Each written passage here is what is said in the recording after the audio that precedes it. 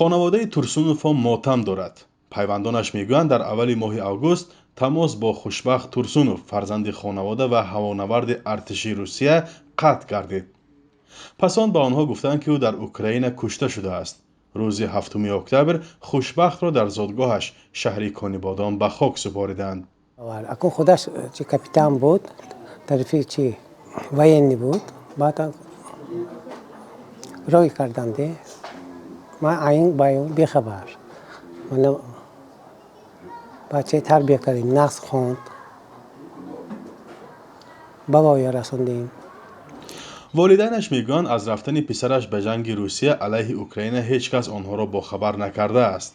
خوشبخت ترسونوف 35 سال داشت و صاحب یک پسر بود. او پس از ختم مکتب لیسه شهر کانیبادان به اختصاص هوانوردی شهر سیزرن روسیه رفته است.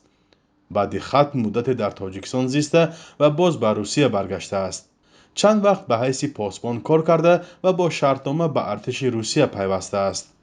به گفته پدرش و یگانه نانآوری خانواده بود. البته نمیخواستند. کی میخواد که فرزندش نابود شود؟ خیر کن همین خیلی شد. خواهش خودش یا از طرف دولت فستاندگی من اینشو من نمیدونم.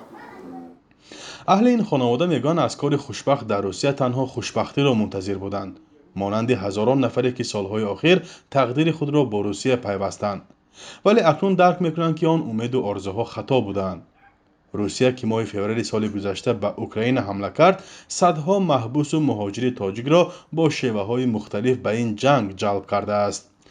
به اطلاع دریافتی ده‌ها زاده تاجیکستان در آن جنگ به هلاکت رسیدند و برخی از کشته شدگان را پیوندانش به کشور آورده و دفن کردند. پیوندان اکثر کشته شدگان میگویند که آنها را خیلی کم از این حالت باخبر میکنند.